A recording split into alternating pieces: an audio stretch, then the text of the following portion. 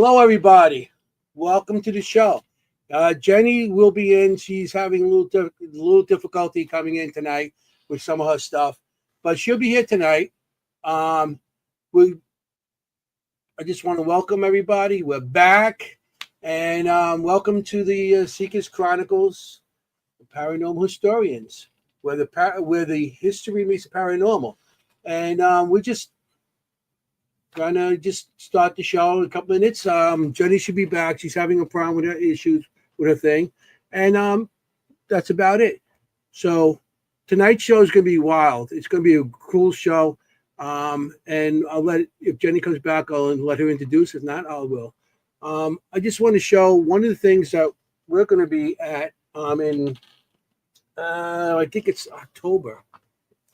I had all my notes down. It's just my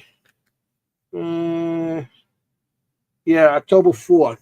We're going to be at the let me see if I can bring it up. Yeah, we're going to just run a little video on it.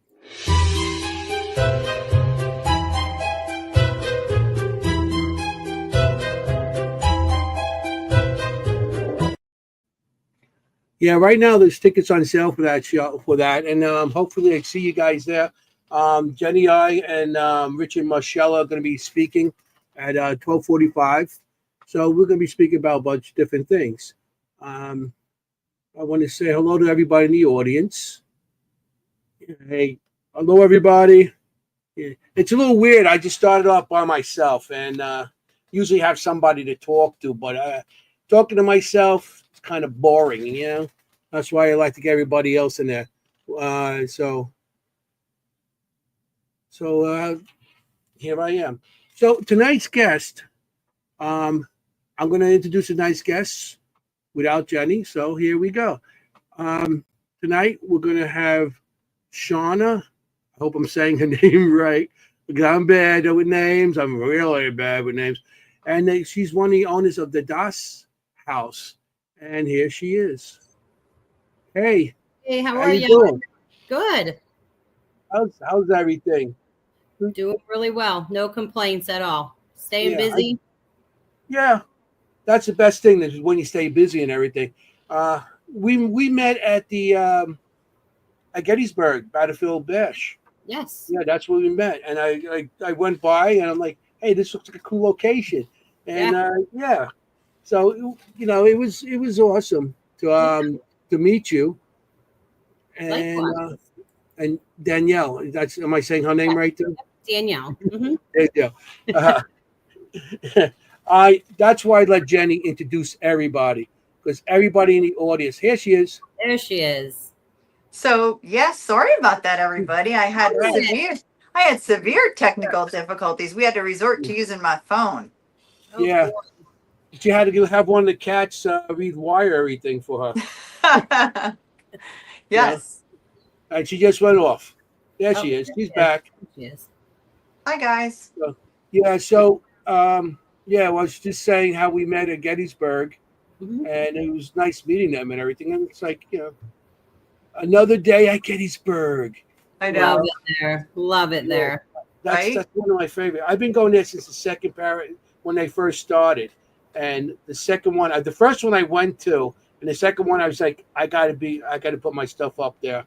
Mm-hmm. So that's when I started going, and it was an awesome place. It really is an awesome place, So, Jenny, I had to introduce the guests. Oh my God! First time in what is it? 49 episodes now.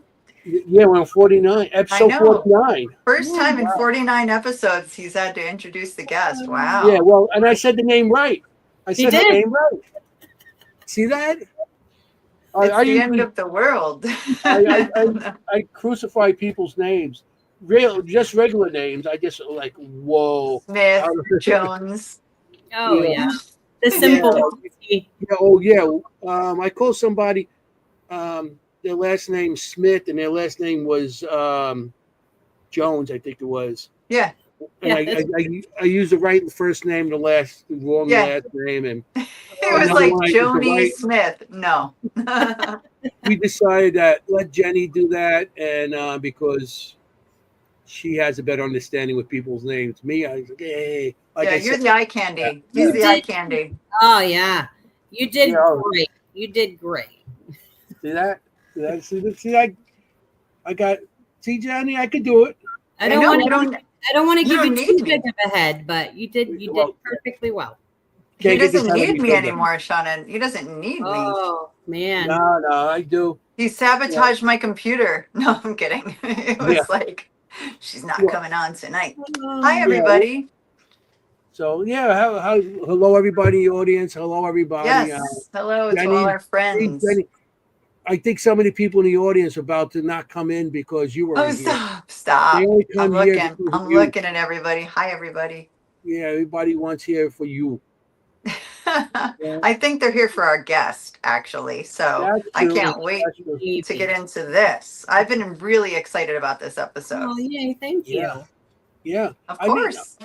we definitely have a road trip, and so the question is, you want to ask the question, the main question, Jenny? What's the question we ask all our guests? We always ask, how did this happen to you? How did you end up here? Where did you start? Okay. Where did you start? Okay. How did it happen? It is a bit of a loaded question. So it boils down to one person, and that was my mother, Holly Cataldo. She was the reason I got into it. She's the reason I'm doing what I'm doing today. 15 plus years ago, my mother, I can start with saying my mother was very gifted. She was a psychic medium, and I was the pain in the butt kid that always thought she was full of crap.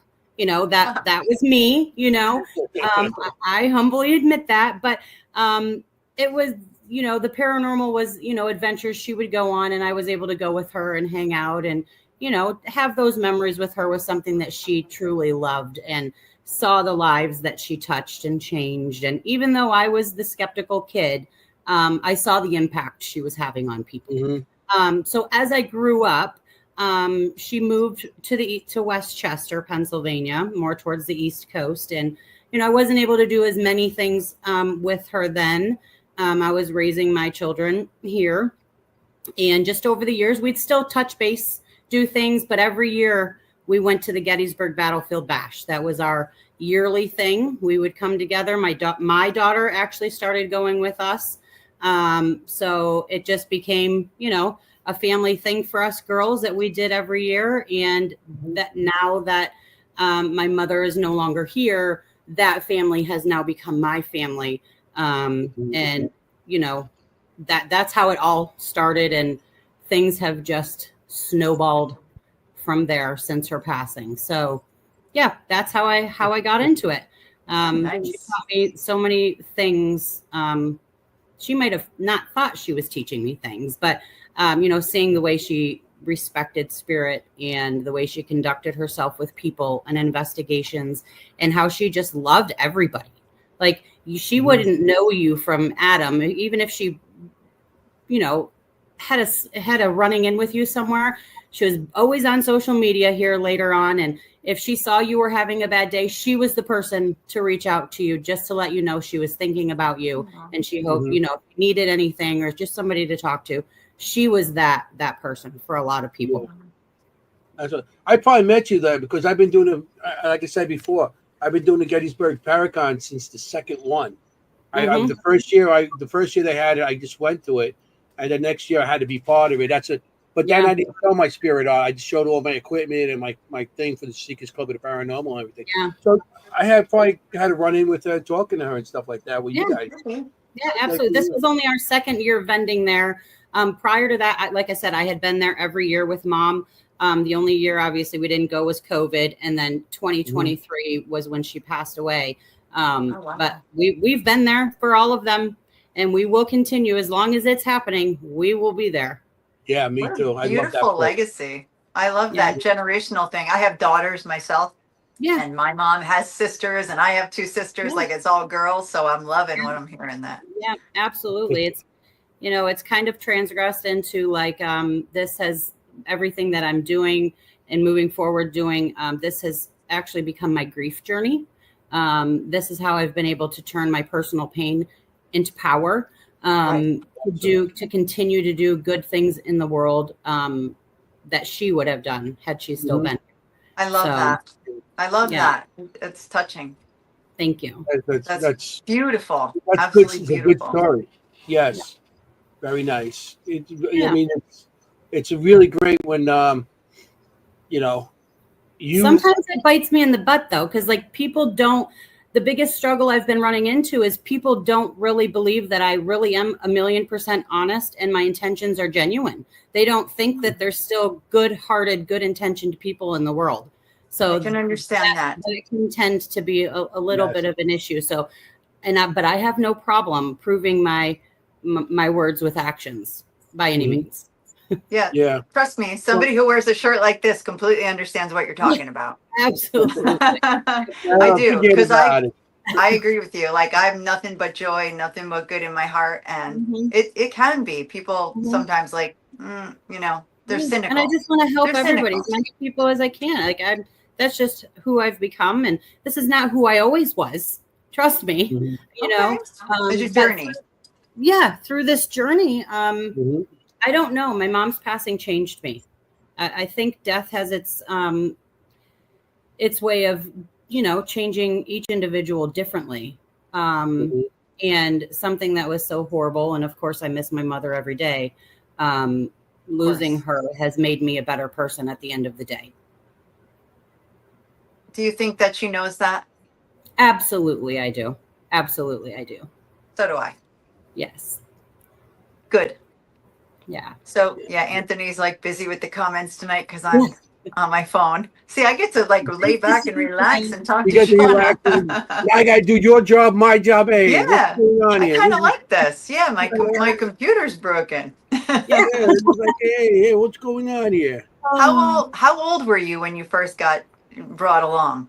I want to say, well, I became a mother fairly young. I was 20 years old when I had my daughter. So I want to say I probably started actually going adventuring with my mom when I was about 25, 26,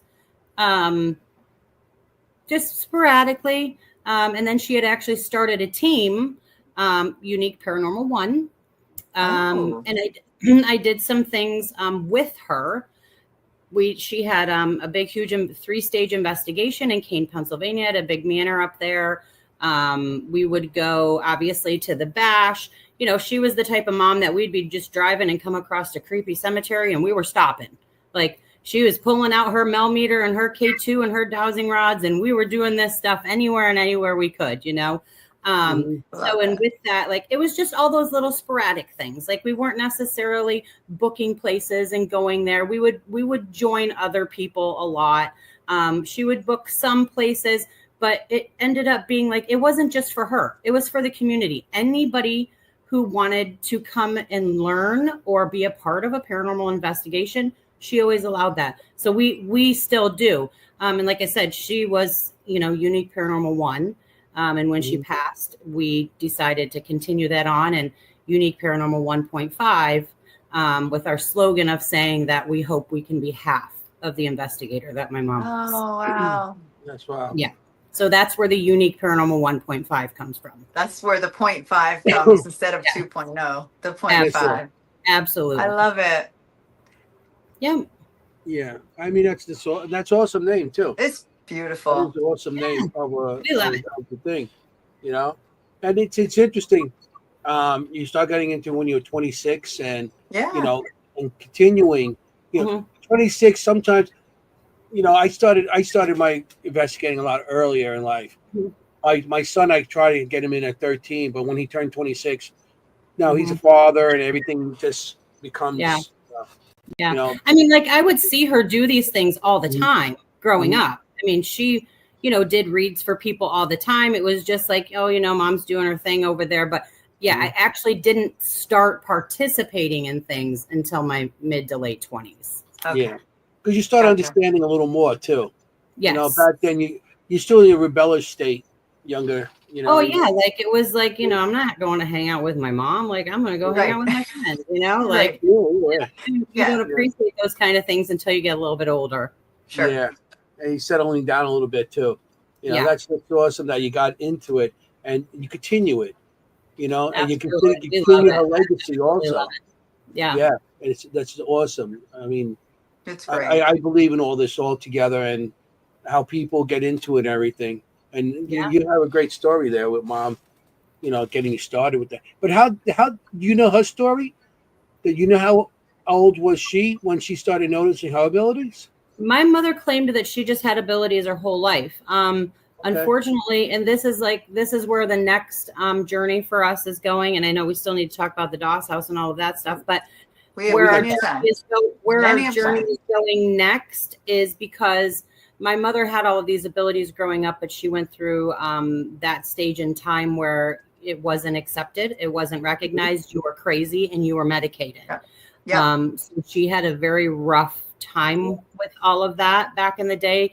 For most of her life, she didn't speak up about it. She didn't until she actually had ran into my now paranormal family in Gettysburg, where she felt comfortable and was accepted and acknowledged, and the things that she was going through, you know, was validated for her.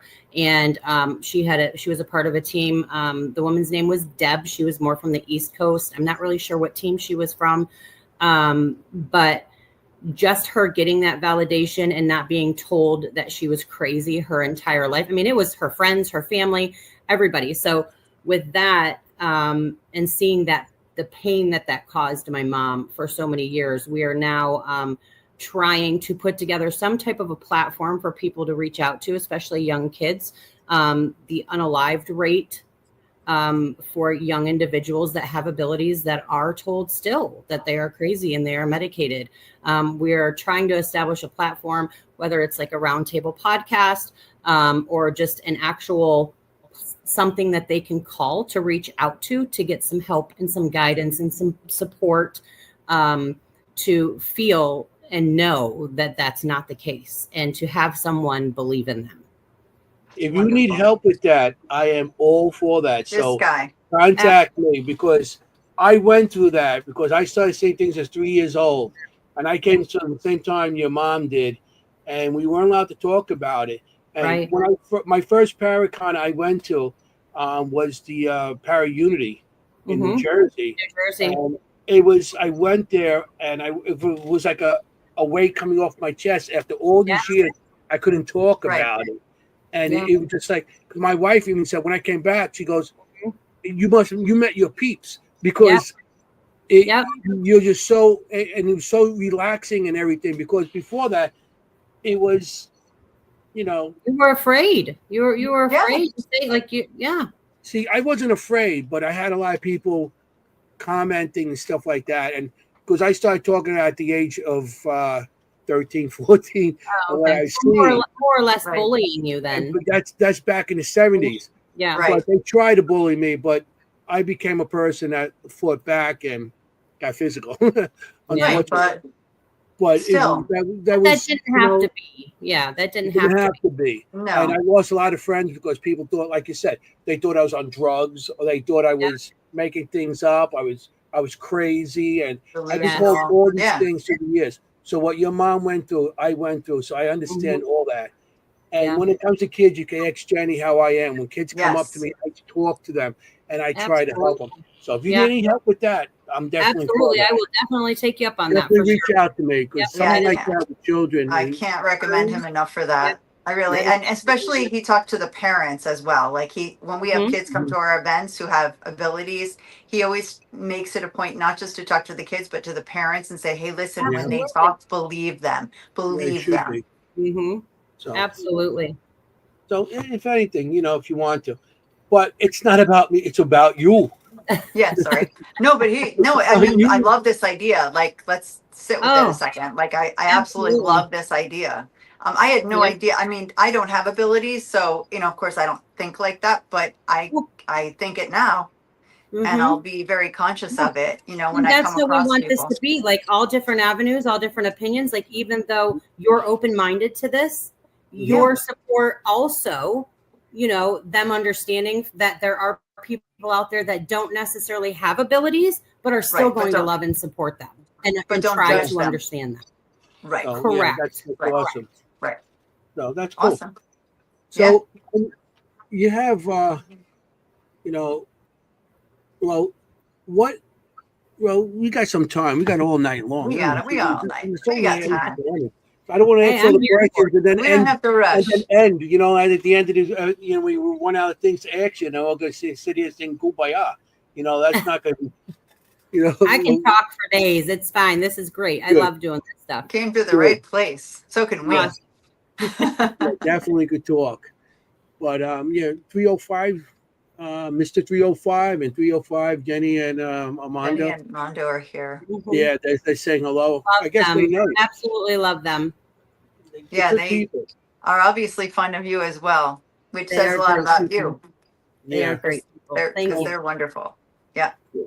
I mean, so you've been investigating, since you're 26. So with your mom, and so Mhm. some of the locations you go out because you're in Pennsylvania, aren't you? Well, I'm originally born and raised in Michigan. Okay. And I didn't come out to Pennsylvania till about 16 years ago. Oh, okay. So you're from Michigan. Okay. Yes. Mm-hmm. Very Okay. nice. I don't know any of the locations out there that but Well, yeah, we didn't do any investigating back then. I was 29 when we moved to Pennsylvania. So it was just like the little pit stops at cemeteries and stuff like that. Mom had then moved to Boston. So I would do things in other states with her. And then they ended up, like I said, in Westchester. So we would travel out and about, or just like I said, when we were together, like she was the lady that just pulled over at the cemetery, or like half of a building that's still standing. Like we were going to plunder it and check it out. Like, her when I tell you her mel meter, her K2 and her dowsing rods were with her at all times. They were with her at all times. Coolest mom We ever. made little jokes that we needed to make her like, because back then they didn't have all this fancy stuff for ghost hunting equipment, right? We told her we were going to modify a tool belt to put all of these little things. And if you ever, you knew my mom, she was 90 pounds soaking wet. She was a little teeny tiny thing. And so, we harassed her every chance that we got. I love it. She's like paranormal Wonder Woman. Oh, absolutely. Back then when you went on investigation, like you said, dowsing rods, everybody in the audience probably know the by cassette now. player, like the big old cassette player. Oh yeah, the tape player. That was my biggest. I started was hitting the buttons and then going back and putting the tape over so we could reuse that tape again. Turning it over. Yeah. That was my job. I love it. I did that. Me too. This one made dowsing rods out of coat hangers. So believe me, we've been doing this a long time. Wire hangers. I'm surprised she didn't do that. Cemeteries with wire hangers, and back in the 70s, give away my age. Back in the 70s, I was the coat hangers, the metal coat hangers. Yeah. I carried a compass on me. That was me too. Yeah, and I had like everybody in the audience, a 35 millimeter camera. Yeah. And I climbed fences into cemeteries because I grew up around 9 cemeteries. So that Mom was Polaroid only. Polaroid only. Polaroid, yeah. Polaroid only. Yeah. Well, back then, it's becoming more popular now, so it's super expensive now. Very super. It's like $5 a picture now. Yeah, it was comparable exactly. to dropping your roll off at the place to get developed. So that was cool because we could actually see it all right there then in the action. You know how many rolls are still left at because I couldn't afford to pick them up, and or rolls that weren't developed because I couldn't afford to develop them. I had like a bag of rolls of stuff. I did get some developed, but back then you didn't know what you're looking at really. You're sitting on a stash of paranormal evidence, man. What are you thinking? Yeah, you didn't know, and you had nothing to refer back to, like the TV stations. Like the TV, I mean, I learned some from the TV shows. But you use your own common sense to when you go out, you pick up other people's techniques, and it just to this day, I don't care how long you've been doing it. Excuse me. To this day, I still learn from other people. 100%, every single time. You can learn from the newest people that come in. Absolutely. Techniques and stuff. So that's what's pretty cool. So I hear somebody. Oh, so, we We went there recently, actually. First time ever. About a month ago, we were there. Very really? awesome. Very amazing location. Yeah, we were there. Really? Yep, just recently. I've definitely heard of that. And was it amazing? Was it really good? Yeah. It's definitely, you definitely can never have enough time there. That's for sure. It's incredible. And just, I'm not sure who owns and runs it. It's probably more than one individual. I'm not really sure. But it was probably one of the cleanest facilities I've been in. They really do take care of the building. They preserving the history. Like that's another big part of it. Like I'm big on history and preservation and stuff. So that was really awesome to see that. And there, we got a ton of activity there. So it made it even better. Oh yeah. Yep. So, and it was also awesome because I got to go back and visit some family and stay with my sister. Oh, and, right. Yeah. Can reconnect with some old friends that they've been watching us for a while. And they're like, hey, can we come with you? And I'm like, absolutely you can, and then we, anybody who's new to it, we give them some little basic information to make sure everybody's at least protected and they have a little bit of knowledge going in because, we all know like, that you just never know. You never know what type of energy is going to be in a place. Of course. Banding together and making sure everybody's there for each other for us is always important. Of course, we always try to educate and we're always looking for light and positive energy, but we also acknowledge that there's some not so negative energy out there. Of course, we're not looking for it, but we know the possibility of it showing up on us is there. So we want to make sure everybody's prepared and protected. Yeah. Right. That's awesome. Yeah. Always better to do that. Absolutely. Always better. Right. That is safe than sorry, for sure. Yeah. I mean, what do you call it? The asylums are usually always something there at a certain asylum, every asylum, because there's always something negative that happened there in the past or, very somber, sad feeling. You just, you can't help but feel just sad. Yeah. They're a bit unpredictable. I agree with that. Like you don't know what you're going to find there, and you have to deal with them like human beings, right? So like as alive human beings, there were a lot of issues, right? So as as dead human beings, you have a lot of issues as well. Yeah. Things don't really change after you pass. Yeah. Or even the residual energy of what the chaos that could have occurred there, can intentionally be harming as well. I fully believe in that as well. Mm-hmm. Sure. That's wild, those kind of places. What was like one of the worst places you've been to, one of the worst places? What do you mean by worst? Like most frightening? Yeah, pretty much. Something that really you're still thinking about like, wow. Okay, so there's your most profound experience. Yeah, there's two places, and one of the places I have to be biased because it's at the Doss House, and it's not because I own the Doss House, but it's because of what happened there.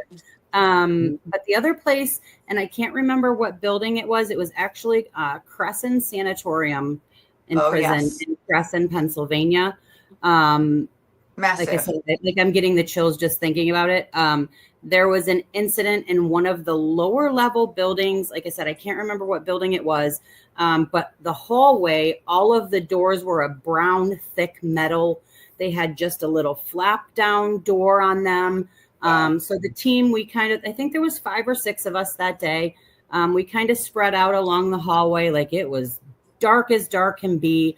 The door, we had gotten the number 22 that it came through the phasma box. And literally about 2 seconds after that, I didn't realize it at the time, but the door diagonally across from me, there was a big bang on the other side of the door. So, naturally I about crapped my pants and hit the floor, and I was, and then there was it was like the whole energy shifted. Some of the teammates had saw some like black figure like things crawling at the other end of the hallway, they were claiming. And when we flashed the flashlight up, it was door 22. So I think it was just that whole atmosphere, the eerie feeling, the being startled like that. And then looking in that room, and there was absolutely nothing in there, absolutely nothing. And it was forceful. Like I had never heard a bang that loud ever. So that was probably my most startling. I was not hesitant to just pack up my crap and get the heck out of there and move on to the next spot. Then there's the Doss house. This is where I actually experienced my very first psychic attack, paranormal attack per se. It was actually in the basement. I still don't really know what this energy is in the basement. I know it doesn't feel very nice. It hasn't hurt any. I don't think it's going to hurt anybody. We just haven't really figured out where it came from, why it's there, what it's doing. But when I was down there, I had just taken two of my friends. They had never been before. And we went down into the basement. We were doing an SD session. So I was just sitting there participating. And immediately I felt like some pressure on my neck. My vision went like, you know how it looks when you're underwater and you open your eyes? Yeah. And my friend Jay, who was in the room with me, I was just like, I feel like I'm underwater. Like, I don't know what's happening. I'm getting short of breath. And they said my face turned as bright as a red tomato. No. I tried in those moments to like set my personal boundaries and, within myself and demand that this energy back off of me. And it didn't. So I had to immediately get taken out of the house. And within 5 minutes, I was okay. And then we reviewed some live footage from down there. And we later saw that there was an image of a little girl in that space that doesn't look that she just doesn't look like a very nice little girl. She doesn't look like a nice girl. Right. So that situation there, I try to avoid the basement at all costs, just because now I actually am fearful of that space. And I know that energy is going to know that I'm fearful of that space. Lots of people can go into that space and there's nothing. But for some reason, and I don't know why that happened to me, I'm not sure what that energy was trying to show me. But it definitely tested my limits for sure. And I actually, was pretty afraid. No, of course. I mean, you're physically having symptoms. Physically. I mean, it's one thing if you see something or hear something, which is terrifying enough. Vision. The vision is what threw me the most. And I was like blinking and rubbing and looking around, and it was just not getting any better. And I'm not diabetic. I'm not I have no, reason medically to have been experiencing anything like that. And then for me to be completely fine within 5 minutes once I was up and outside of the house. No. Since you brought up the Doss house, you're the owner. You're one of the owners of the Doss house. You and Danielle. Yes. I say it right. See, I say it right, Jen. You did.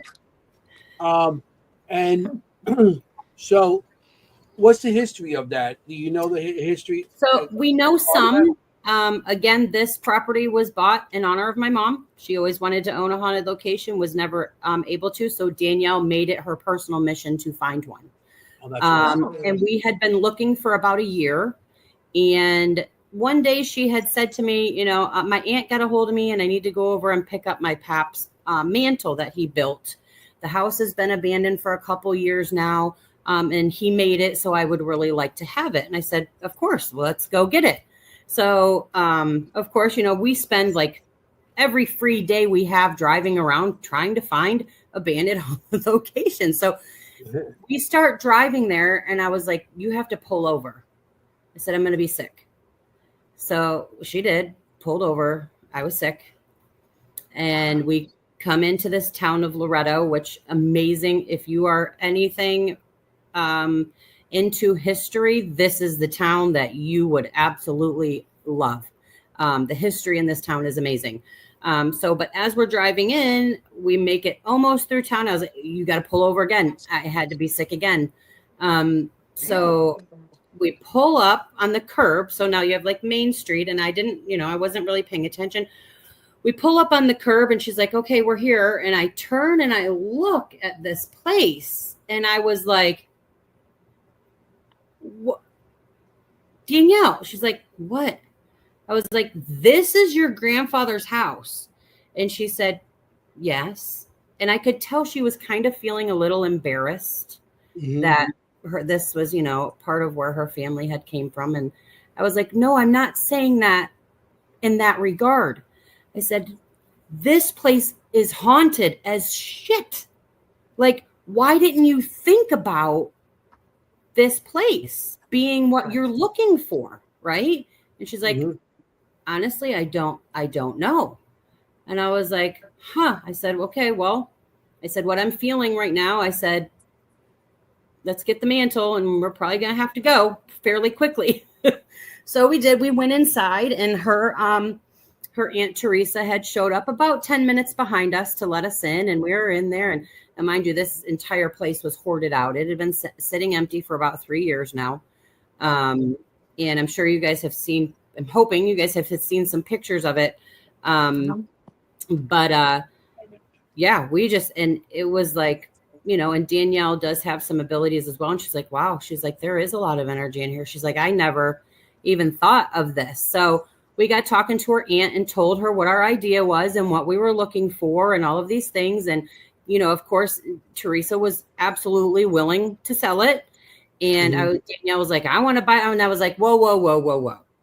Like, yeah, it's awesome. The feels are here, but we need to investigate it. We need to actually make sure there is going to be some, you know, activity here, that, because if not, it's defeating the purpose of us doing this in honor of my mom. So she agreed, and our aunt let us in there. And when I tell you that first night, so we had me, Danielle, my best friend, Beth, my daughter, Chloe, and Beth's husband, Brent, who is the biggest skeptic that there is on the planet. So we always try to bring him along when we can, because he's like our debunking king. Okay. Yeah, those are the best people to bring. Absolutely. So we're, you know, making our way through all of these things, and we're getting ready to set up some stuff in the living room, like opening garbage bags, so we have a clean space to sit on. And in the moment of that, we hear this noise. Now, mind you, we're in the original part of this place that was built in 1810. And the basement that I had that attack is right under our feet. We hear a bang so loud, it literally sounded like a shotgun went off down there.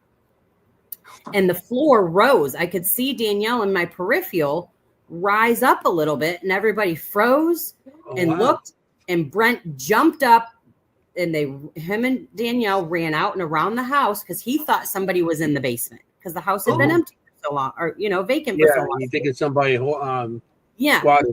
At this time, you could not get down the basement steps because, like I said, everything was hoarded out.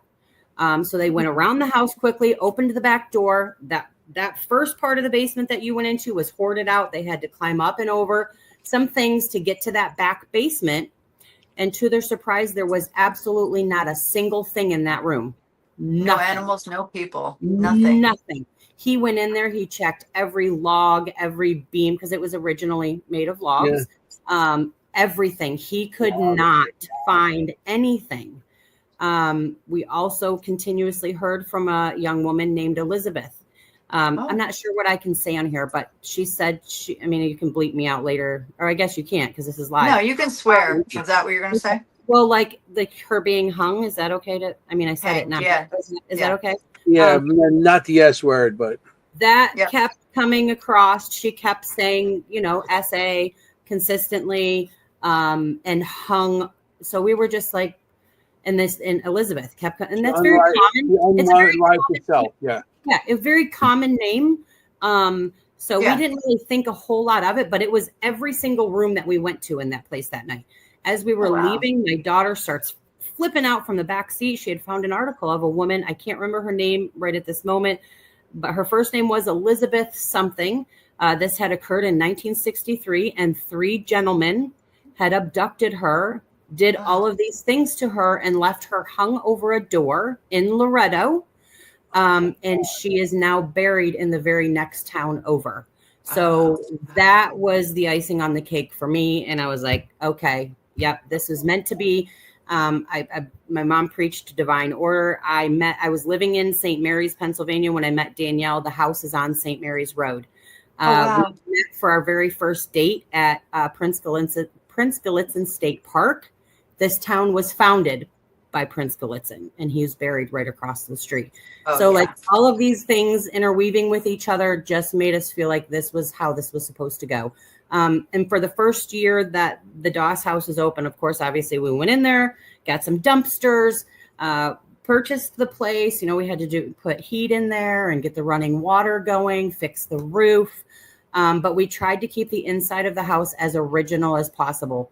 We went through as much as we could to keep as many original things to the house that we could. And we have no intention of ever changing that unless we absolutely have to. Like, we found the barber's actual clippers and scissors, his mirror, some things from doctors with history. We found that the original structure, the living room and old basement, was the first structure built in this town in 1810. Prince Gallitzin came over in 1799, pushed out 4 Native American tribes, and claimed this land as his own. He then in 1916, so he built this little cabin, or 1816, I'm sorry, is when he started plotting the land to build homes. So we believe this original building was like the meeting house where they were making all of their plans, where he was staying while his church was being built. And then later, obviously not long after, he had his big own house over there by his church. And then Schwab, the man of steel, Charles Schwab, came into the area. He built his mansion at the opposite end of town, where it has the Mount Assisi Sunken Gardens. Beautiful, beautiful place. The monks still live up there. Then we have the church, which is now a minor basilica. Absolutely incredible. The Pope was there, I believe, in 94 when he deemed it a minor basilica. A big tomb out front with a full statue of Prince Gallitzin, and his tomb is there, and you can actually go down in to where his final resting place is. Cool. So yeah, that and like I said, like for the first year, we disclosed that Danielle had anything to do with the house. We wanted the Doss house to build a name for itself. Before we openly were saying, that Doss was Danielle's grandfather, like, because we all know how this field can be. We didn't, lie about that, or we just disclosed it. We just didn't talk about it.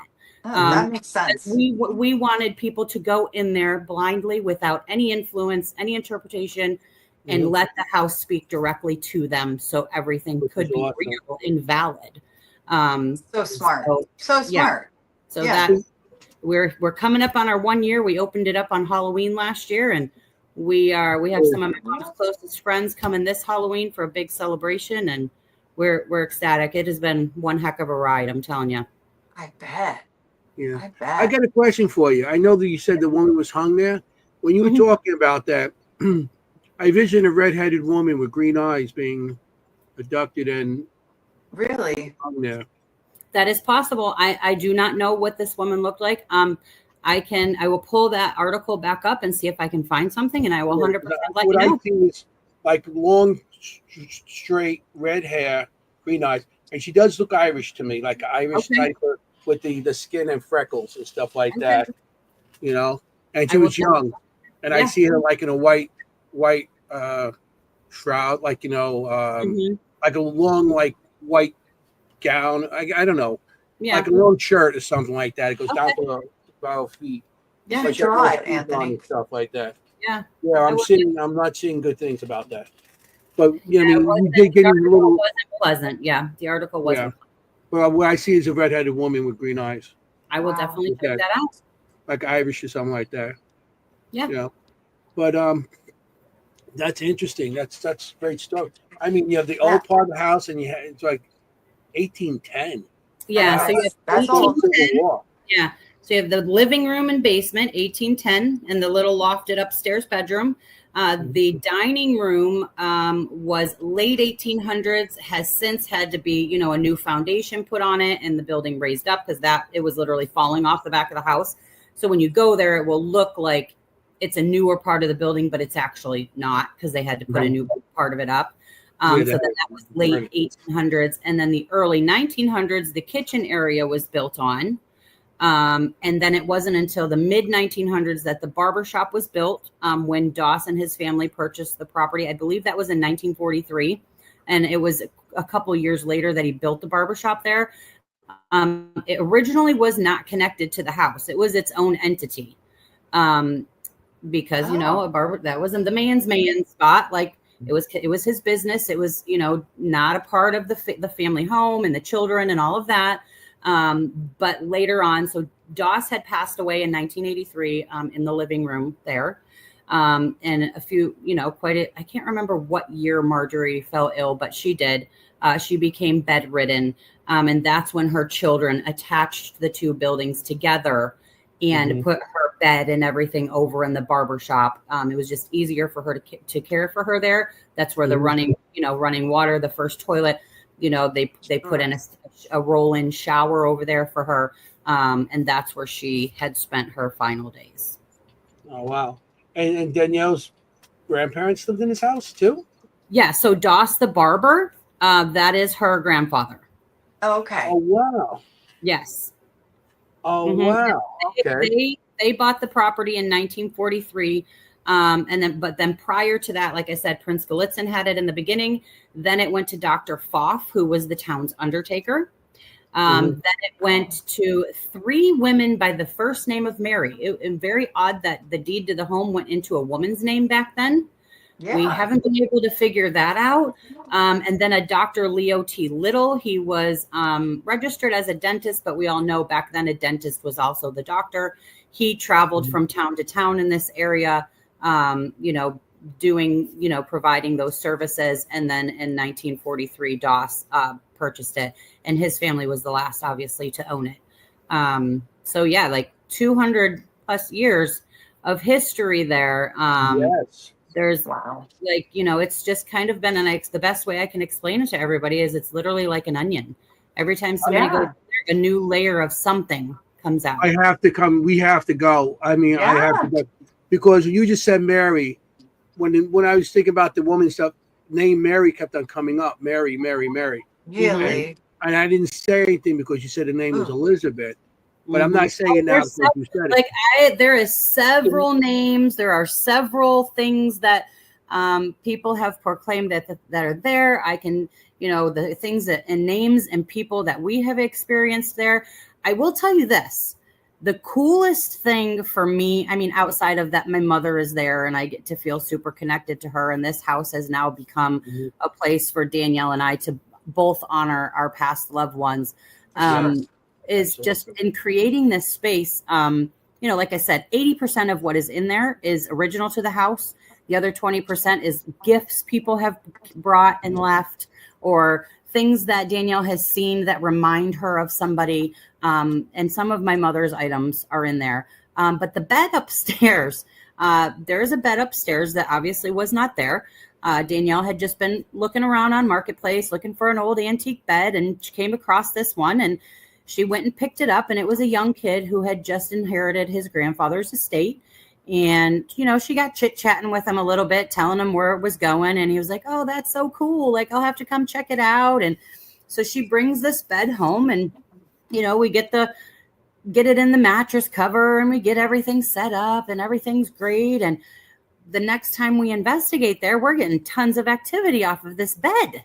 Oh. And we're like, and then more groups are getting the same information off of this bed, and more groups and more groups. And we had a gentleman who slept in the bed who had a vision of what this person who was attached to this bed, what their property looked like.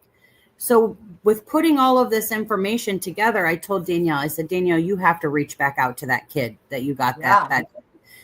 He was on board. He said he was excited. I said, he'll either give you the answers or he won't. It doesn't hurt to try.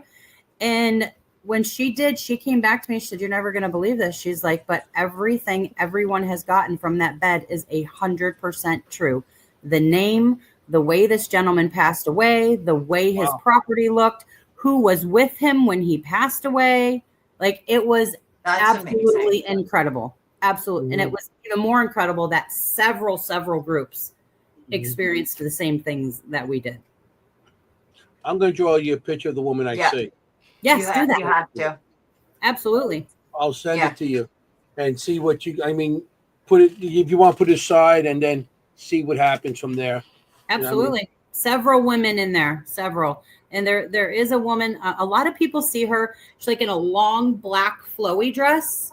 And they like, she's not mean or anything, but she's just very stern. Like, she's just keeping people in line, and she's watching and making sure everybody's, doing what they're supposed to be doing. There has been several people that have seen her or sensed her in there, and everybody believes her name also is Mary. And she's part of the funeral home. Yeah. Oh. She's part of the funeral home.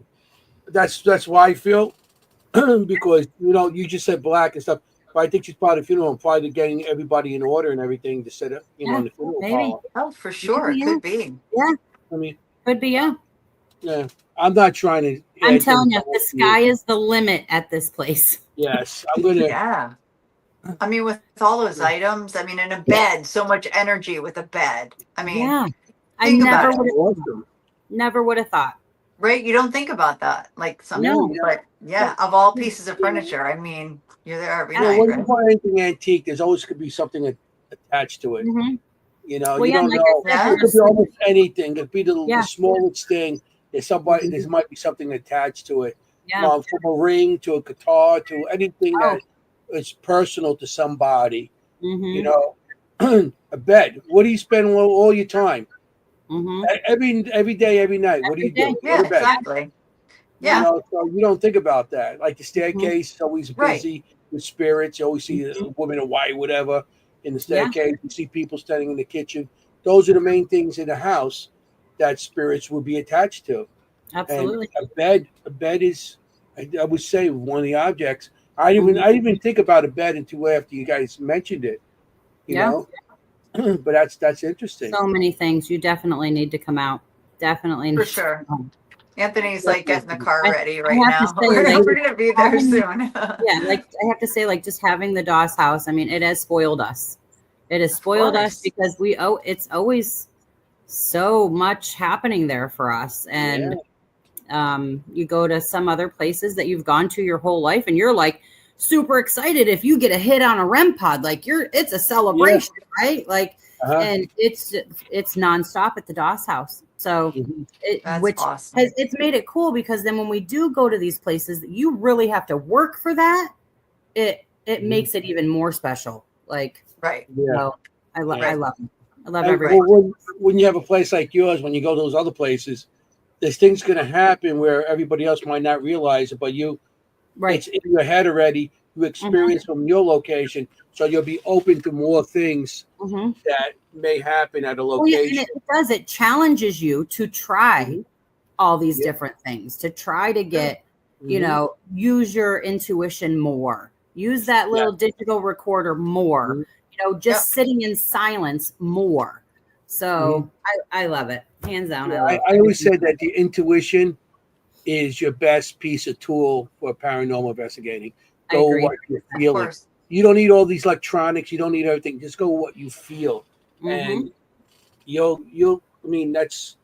I always say that's your best piece of tool when you go. Well, and a big part of this has been commercialized. You give people now that they rely on this for a big part of their income now, and so they. You got to do what you got to do to get the views and get the people involved and do all of these things, which is absolutely awesome. Yeah.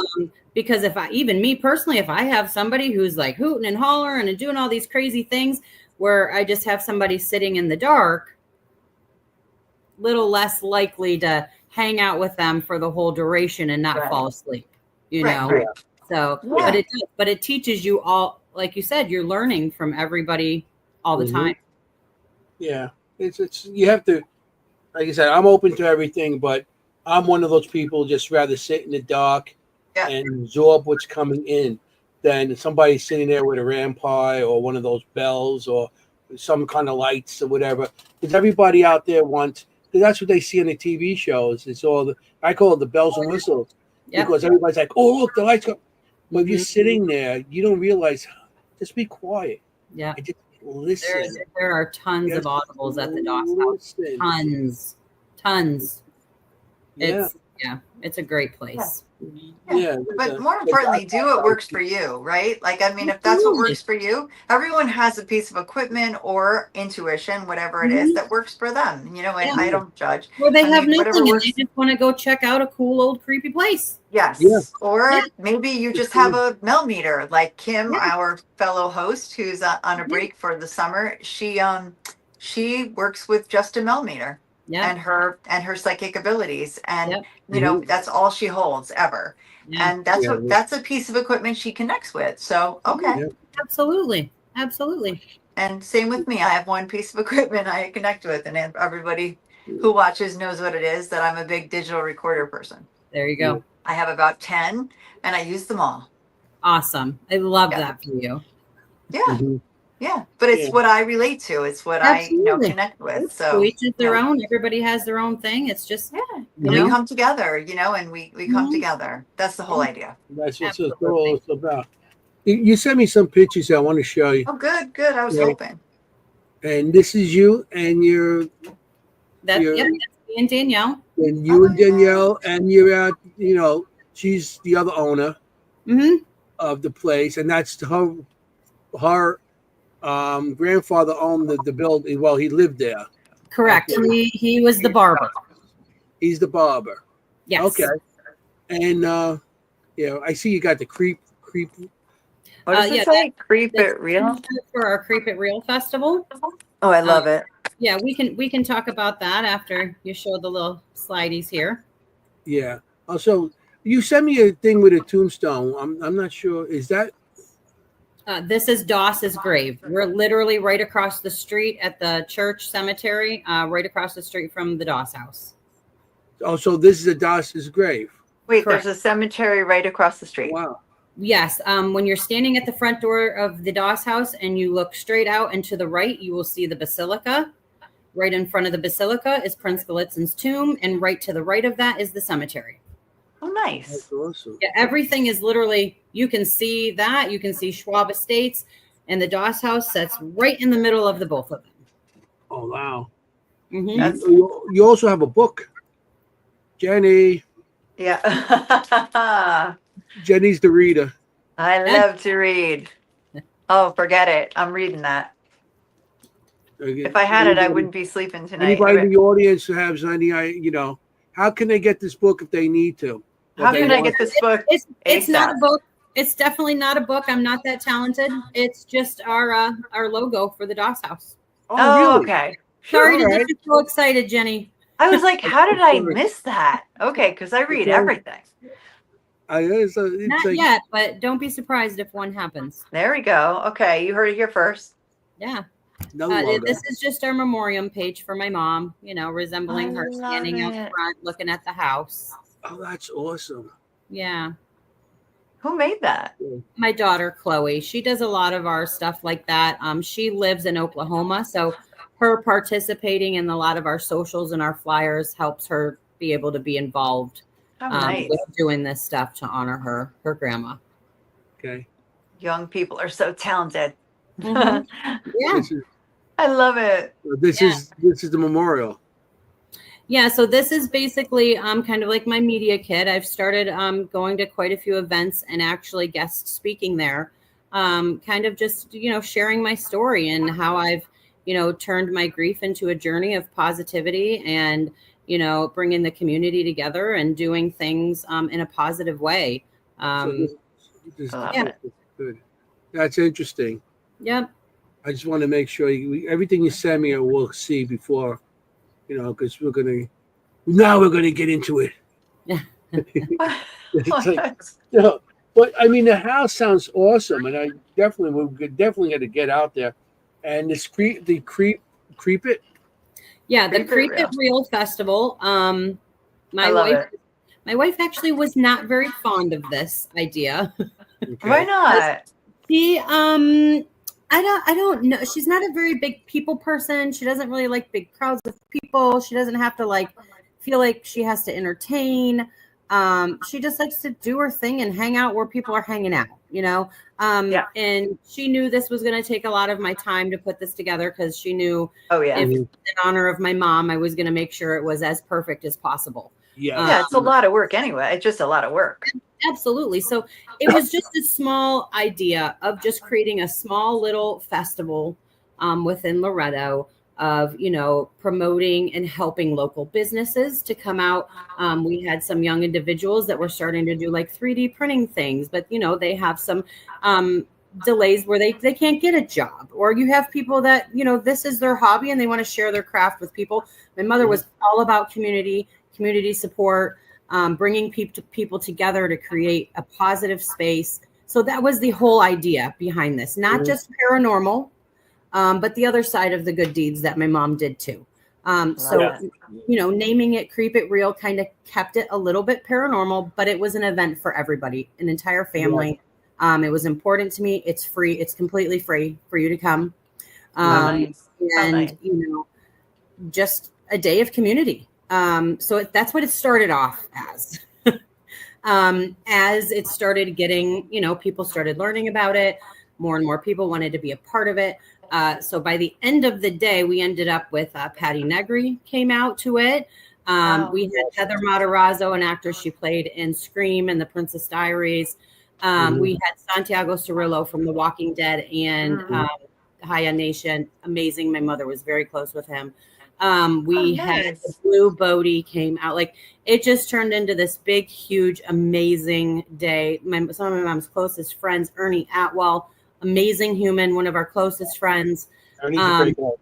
Yes, very good. We adore Ernie. He's family. So yeah, it just kept building and building. Then we had gotten to the point. Now, mind you, Loretto is a very Catholic town. We felt like they were going to give us some pushback, and they did. So in order to prevent that, in January, I started going to all of their monthly board meetings just to let them know who I was and what I stood for and what I was trying to accomplish, and 1,000,000% transparent, like I always am. I continued to go, to the next month. Then they were like, okay, well, we just want to see what you're doing. We had already rented the hall, their community center. Paid our deposit, all of these things, told them everything as well. So then the board asked for me to present who's going to be there and all of these things. Still no problems, no issues. I continued to go month after month while I'm developing this festival. And 31 days before the festival, they canceled us.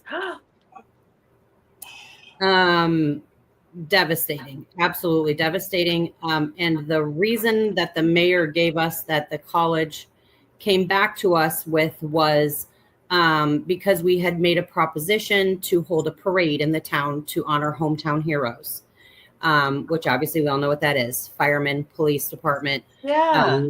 And for children to walk in the parade as their favorite superhero or princess. And all of the proceeds of that festival would be donated to the Loretto Police Department, because in one of these meetings, I heard him express that the car he was driving needed some updates, but they just didn't have it in the budget, right? So I propositioned them with this idea, and that 100% of the funds would go to their town.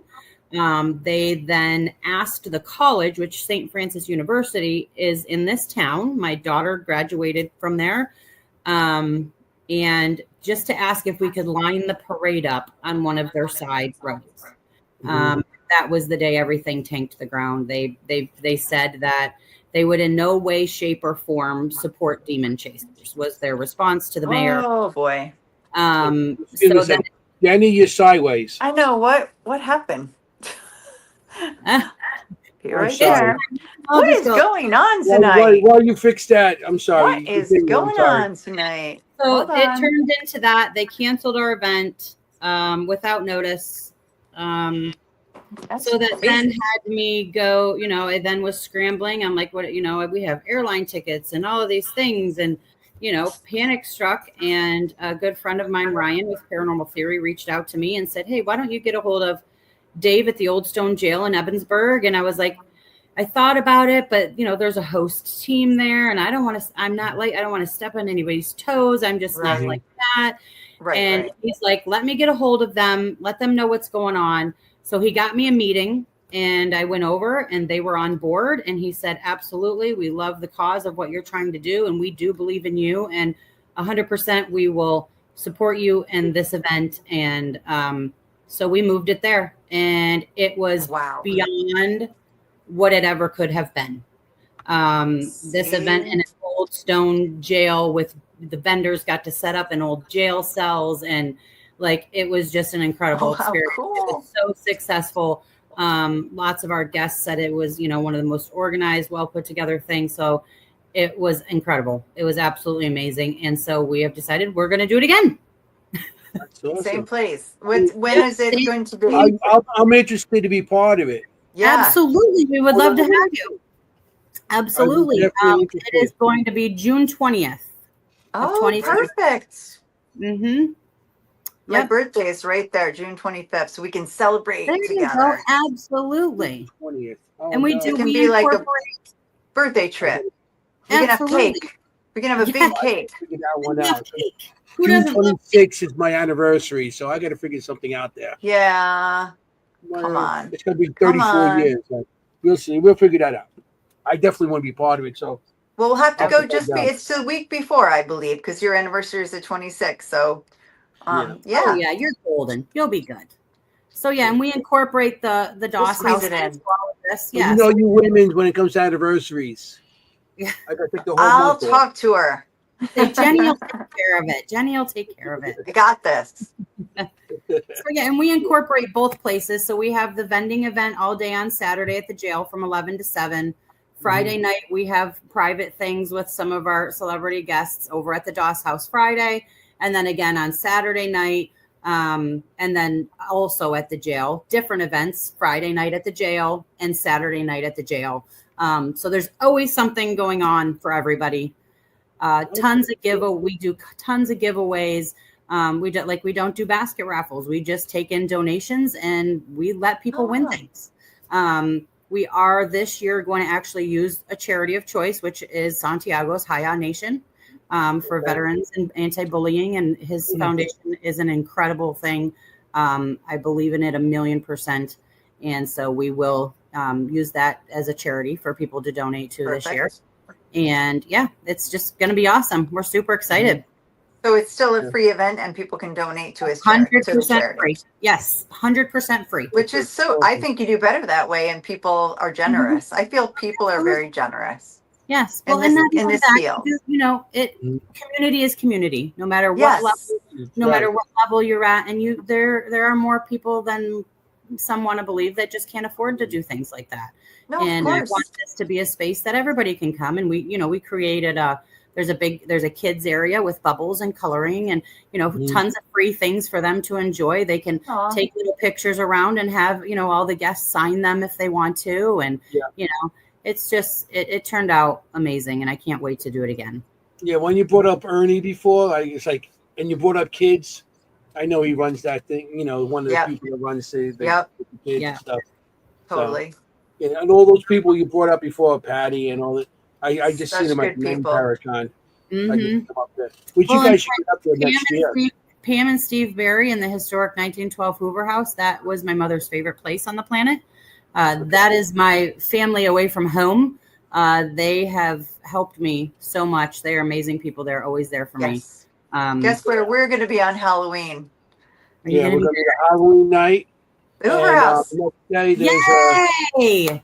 We're going to be there on the November 1st as well. Weekend. Oh, the 31st awesome. and the 1st. Are they having a tattoo party or something? I think Jim Houston was telling me. When?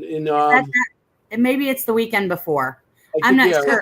But don't be upset because I stole Jim, Jen, Bob, and Mike for Friday night. They're all coming up to the Dawson. Oh, no worries. We have the Parajam at the orphanage on the 1st. So we're going to be at that too also. We were going to be a part of that. Parajam in the morning, and then we're going to be we have people coming to meet us. To investigate. To meet us to investigate that night at the Hoover House. November 1st. Yeah. That's right. You asked me if I wanted a room. Was that you that asked me? Yeah. Yes. Okay. Yeah, it was him. Pam asked me, I got somebody that might want to come, and I'll give you the information.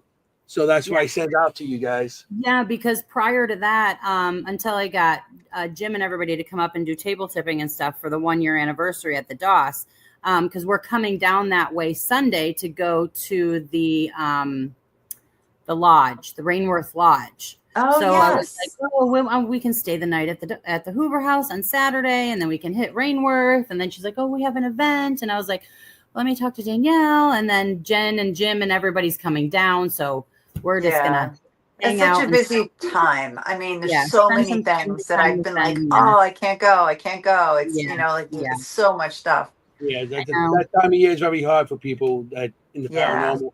Start coming through. And there's always so many things going on all over the place that You Well, try to catch as many as you can. Well, next time. And Absolutely. And June 20th, I wrote it down in big letters. Yes. Yeah, I'll definitely. Keep I'll it definitely real. get you this year. Yeah. Definitely. I love it. I mean, I've been trying to get as much podcast and now. I mean, the Paracons as much as we could get into. I'm pushing my art now. I'm pushing my spirit art. I used to push all my investigation stuff and everything and talk to people, but now I'm pushing my spirit art and it's turning out. So it's going so well. Don't let him be humble. It's going amazing. I can't wait for him to get to the DOS will house. Keep you successful though. Yes, humility will, but I want everyone to know how good it is. And when he comes to the DOS house, I can't wait to see what he draws. All right. He's already drawing. Hasn't even been there. Yeah, I know. I'm gonna send you that picture and see what happens. Do you do like sketch gallery reads and stuff like that yet? I haven't done that. I mean, because I just started showing my stuff about 3 years ago. Okay. He was like 2. Remember, I come from an era like your mom, like where everybody condemned you and stuff. So I didn't really show my stuff because I thought it was my own thing. And I 3 years ago, I was asked to be part of a spirit art thing with Richard Marshalla. And that's how I started showing my stuff. And people seem to like it. So I'm starting to push it more and more. And well, when you come up, we would absolutely love to be a part of that if you would let us. Yes. Yeah. I mean, I'm open to work with everybody. I mean, I wish you guys were coming to the Hoover House with us. That would have been cool too. I know. Yeah. Well, we are. If you guys are still there on Sunday, I plan on stopping in on our way to Rainsford. So if you're still there, we'll see you. Oh sure. Yeah, I'm sure we will be. Pam kicks us out. Yeah. Yeah. So talk to Pam. She would never. No, she would, but she would after a while. I mean, speak for yourself. She's not kicking me out. She's kicking you out. She's already talking about making a big breakfast for us and everything. This is going to be awesome. I'm kidding. Breakfast are so good. Oh, oh yeah. I can't wait. It's my first time being there. All the years I know them and everything. And I've been invited quite a few times and always around something. I was like, So this time I said, we're just going to book it and just do it. You live for Pam's breakfast when you were staying at the Hoover House. Oh, yeah, we finally got to food. Usually we get to food a lot earlier on this podcast. Yeah. But we finally got to food. Usually it's like in the first 20 minutes we get to food. Food. Yeah. Everything's better with food, right? It's everything. The only thing I invested in that ever grew was my stomach. So stop. Same. Yeah, my money doesn't go nowhere, but for here now, it's like, you put anywhere else. I'm excited for cake in June already. I know. This is one of my favorites here. Right. We got a drink. Yes. Oh, there we go. See, now we also have a drinking game on this podcast. When someone says cannoli, we drink. Oh, okay. Cannoli. Yeah, it may be water. It may be water or coffee that we're drinking, but we do have a drinking game. Cannoli. Perfect. Thank you, Mary Beth. Mary Beth's here. I did not expect her tonight. I'm happy that she's here. She said she was here before and everything. So, I'm sorry, everybody, if I didn't get to your messages in the audience. It's my fault. It's entirely my fault. Blame her. That I had like the night off tonight. Right under the bus, Jenny. Right under the bus you go. I don't care. It's nice. I got the night off. I'm working both. I get to just talk to Shauna. I'm like, I don't care. Yeah, that's right. Yeah, you got the night off. This is nice. Just talk and hang out. Hey, that's what it's all about. But yeah, the house sounds awesome, and let's get back to the house because that's what I know. I want to know about the actual house. Like, and you were talking about, there's a kitchen that's newer. There's how many? There's 2 floors and then a basement. There's 2 floors and then a basement. Okay. So when you walk in the front door, so like the building is elongated. So I should have sent Anthony a picture of that. So right to the left is the original structure. So when you walk in that front door, that is the living room. Directly underneath you is what we call the old basement, because it still has all the old brick, and that's where we find crazy The things. original foundation, you mean? Yeah. And then while you're standing at the front door, you continue forward, and then there's a doorway, and that leads you to the dining room. The dining room, which was built next, and then to the left is the staircase that goes up behind you. There is one large bedroom up there, but of course, like the ceilings are like all slanted in. Yes. Okay. And then there's a small little tiny room right at the top of the stairs. Now, originally this wasn't like, it is set up for like a children's room right now, but originally it was not a bedroom of any sorts. It was the original washroom to the house. They would boil the water. They would take them up to the washroom with the wash sink, and the tub. And that's where they would bath because there was no running water. So they used that space as the washroom. And the bedroom, obviously, Doss, his wife, and 6 children slept on the floor in there. Later on, So, later on, 6 children. How many boys? How many girls? Who? 2 boys. Okay. 4 girls, I believe. Oh my gosh. 2 boys, 4 girls, I believe. That's a lot of kids. So and then we obviously later on, when then running water came into place, they eliminated that space to down on that kitchen area where they had running water in that kitchen area. And then they made that washroom extra space for children to stay in there. It's asleep on Right. So, and it's that's so crowded. It is very, very small, but back then it was sun comes up, kids outside, sun goes down, kids inside. So, and then, like I said, then it was the kitchen, which is just, so when you're at that dining room, you have the dining room in front of you, stairs over here, and then to the right, there's a little breezeway, and then that's the kitchen. It's like more elongated, rectangular, and then just beyond that is the ramp that takes you up and into the barber shop, where the bathroom is, the actual toilet, running water, the shower that they had put in there for Marjorie. We did rip that out when we bought the house. But you do still have a full functioning bathroom. We got heat in there. All the water's working again. Roof is fixed. She's good to go. I love that you mentioned that because that's a big deal. Yeah, it is. Huh? You had me when you said you have a bathroom. I know, right? Because it's like a big deal in paranormal investigation. Like, is there heat? Oh my gosh, awesome. The bathroom and heat was number one to us. And coffee. The bathroom's only hello. It's like she knows me. It's like she knows so we keep drinks in there for everybody, water, energy drinks, unlimited coffee is in there for you, snacks if you need anything, like feminine products in the bathroom, because we know unlimited coffee. But I don't care about heat, just the coffee. Bathroom coffee. That's all I care about. We usually bring our own stuff also, so we always have a snack. Yeah. Because we believe in that. We bring cannoli.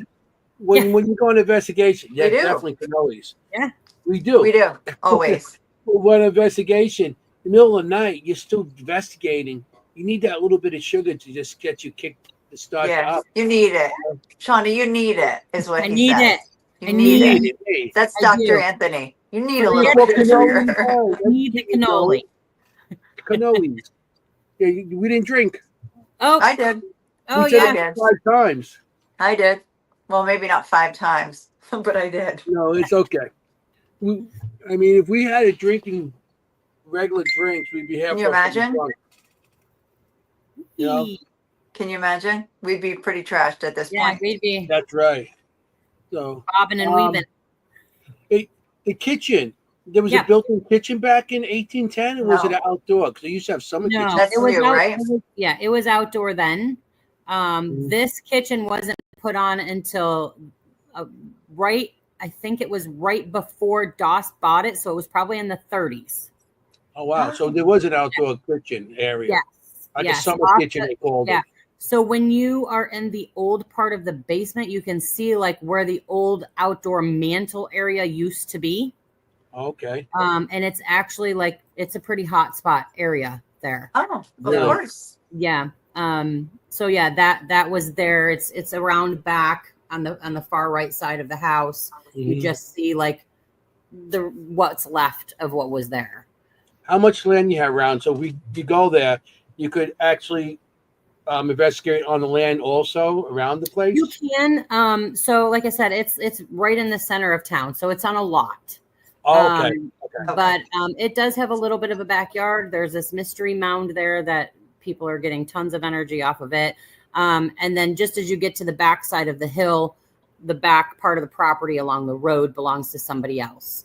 So and there's noise, right? Like, I mean, it's noisy to investigate. Occasionally, but not really. This is actually very a quiet town. The only time you usually get some noise is later on a Sunday night when the college kids are stumbling back from the other end of town from their parties.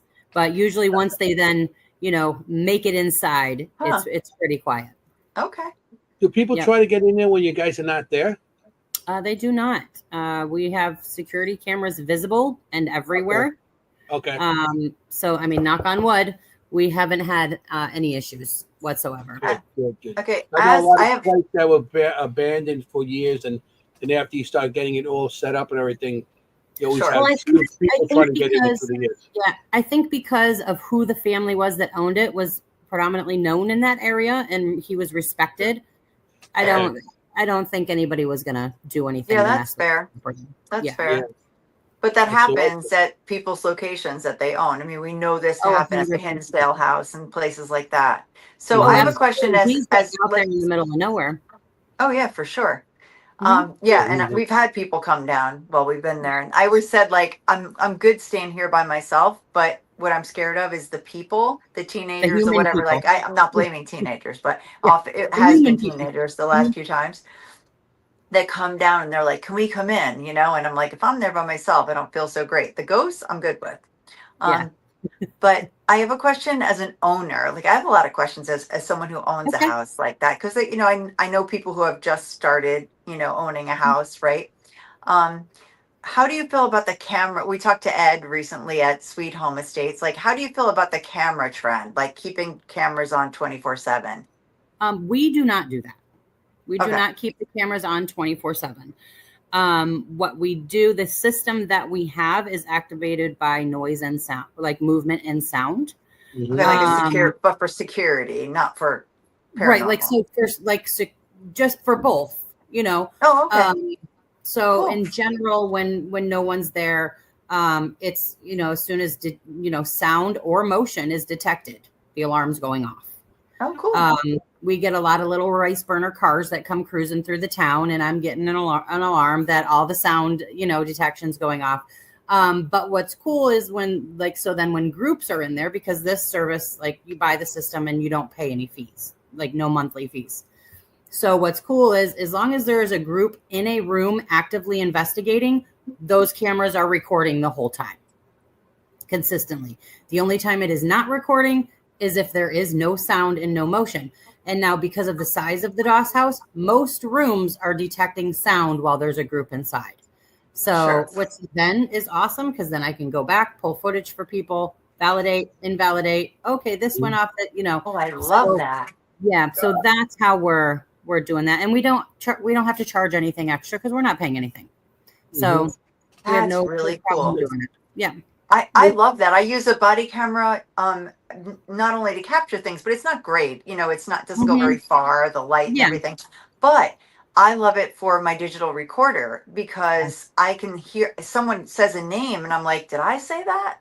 Kind of thing. Well, I can go back and look at someone talking, see if anybody was talking or hear myself talking. And it's great. Like if you hear nobody else talking on my body camera and yet it comes out the digital recorder, it's like, that's happened to me so many times. I'm like, that's gotta be one of us. And I can go back and check and it's not. And it wasn't. That's an awesome method. I love that. So you can do the same thing. Like if you really have something come out.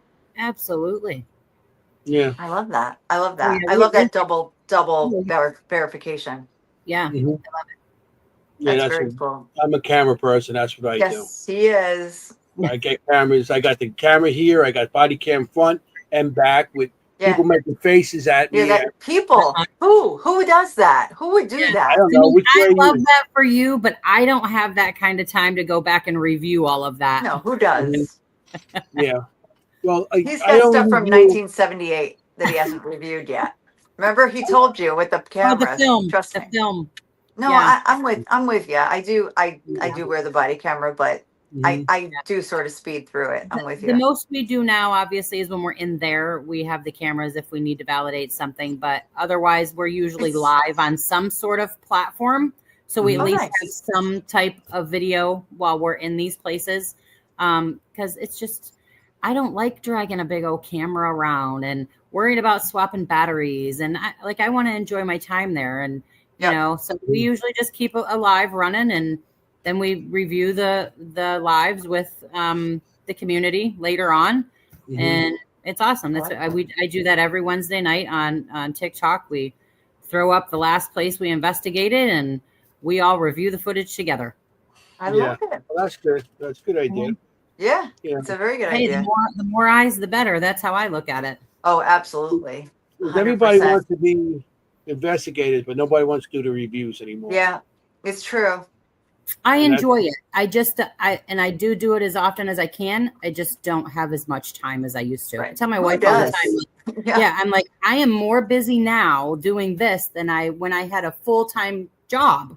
Like, sure. Yeah.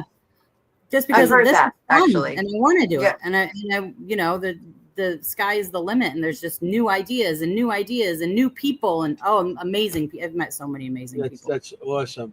The location sounds great. I mean, and the way you guys should go into community, it's more like you're part of the community instead of trying to, you know, branch out and become. A lot of people, you know, get these egos. Yeah. And guys don't sound like have egos, and the way the community should be, because that's the only way the community is going to go. Yeah, I mean, I would think that if you, if you don't with something, you know, how to, they think, oh, what I got is the best, and their heads get so big for themselves, they forget what they're there for. Yes, absolutely. You know, I mean, they forget who they came up with and everything else, and that's the problem. That's a big problem where we're going now. And the people you mentioned before are all good people that are part of the paranormal, that's being part of they're coming down for you guys, you know. You know, and that's what's good about it. I've been doing this such a long time, so I've been through a lot of people through the years, and you start seeing people that are in it for a different reason than what you're in it for. Oh yeah. Well, and I was under that bubble for so long. So like last year for Creep It Real, a good friend of mine approached me and she's like, so do you want me to see if Patty Negri will come to your festival? And I was like, who's that? Ooh. You know, I mean, as much as I don't like to admit that, because now I know her and she's incredible. And I'm like, how did I not know her? But I had no idea who she was. Like, and then when I saw her, I was like, oh, I recognize her from always seeing her on my mom's TV, but I had no idea who TikTok she was or whatever. Like, I was associating with like Ernie and Andy Andrews and Pam and Steve, and like these were the people that I knew, like all of those guys, like even like the Blue Bodie. I'm not sure if you guys are familiar with her. Great friend of mine now. She's coming on the show. She's coming on the show. Oh, yay. I love it. I'm trying to get in touch with her. Hope she gets back to me. I can call her here in a minute. She's actually she's coming up here this weekend. She has an event at her brand new location in Fredonia. Unique Paranormal 1.5 is actually her host team there. Oh, really? And so she has an event there this Saturday. So she's going to be driving up from Oklahoma. Hey, love those guys too. Also.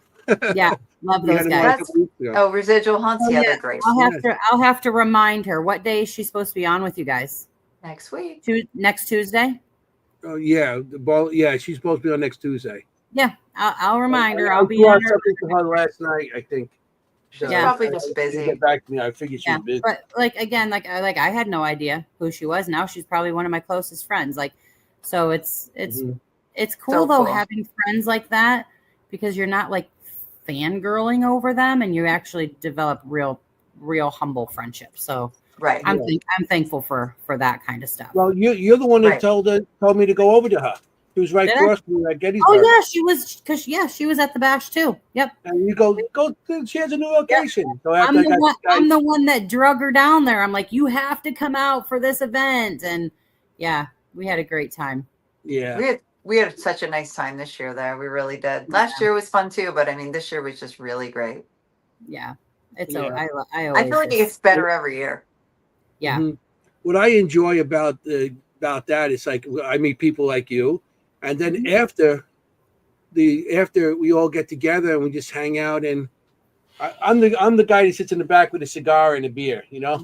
Yep. Yeah. We loved it this year because we got rooms with like on this courtyard type area. So we just all sat outside our little patio things outside in the courtyard and had a good old time. Yeah, nice. I was down that court. You mean outside where the Batmobile was? No. So like it was kind of set back like towards when you take the walkway to the back part of the building. When you look to the right, there's like a courtyard there and you see all the door walls to rooms. Okay. We had like a little pavilion out there, Oh. chairs, all kinds of stuff. So yeah, we hung out there a lot. Nice. Okay. Because things can get a little crazy up front, especially when they do like the bartending stuff and yes. So I hung out by the Batmobile. I just sat there with my chair. I bring my chair. I bring my own chair. Yeah. Yep. Sit down and we bring my own beers and we sit there and there you go. Yeah, we just people watch. Oh yeah. So everybody's so nice. Like everybody's just so nice. Oh yeah. Yeah. We were out there with Andy Andrews. Oh and, yeah, bunch of people. Good people. We had a bunch of people out there. We definitely know. This year, next year, we'll hang out together. Absolutely, we'll be there. I love it. Yeah, that'd be great. I love it. It was a good time.